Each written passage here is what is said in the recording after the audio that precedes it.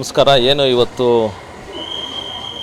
ಮೋದಿ ಅವರದ ಜನ್ಮದಿನ ಶುಭಾಶಯಗಳು ಹೇಳೋಕ್ಕೆ ಇಷ್ಟಪಡ್ತೀನಿ. ಮೊದಲನಾಗಿ ನಮ್ಮ ಪ್ರಧಾನಮಂತ್ರಿಗಳು ನೆಚ್ಚಿನ ನಾಯಕರಾದ ಮೋದಿ ಅವ್ರದ್ದು ಜನ್ಮದಿನ ಶುಭಾಶಯಗಳು. ಮತ್ತು ಇವತ್ತು ಏನು ಅವರ ಜನ್ಮದಿನದಿಂದನೇ ಸ್ವಸ್ಥ ನಾರಿ ಮತ್ತು ಸಶಕ್ತ ಪರಿವಾರ ಅಭಿಯಾನ ಅಂತ ಏನು ಒಂದು ಶುರು ಮಾಡಿದಾರೋ ಇದರ ಬಗ್ಗೆ ಬಹಳ ಖುಷಿ ಆಗ್ತಾಯಿದೆ.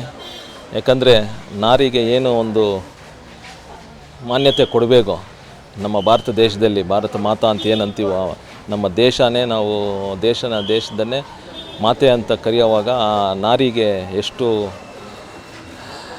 ಏನು ಒಂದು ಇಂಪಾರ್ಟೆನ್ಸ್ ಕೊಡಬೇಕು ಅದು ಇವತ್ತು ಕೊಟ್ಟಿದ್ದಾರೆ ಮೋದಿಯವರು.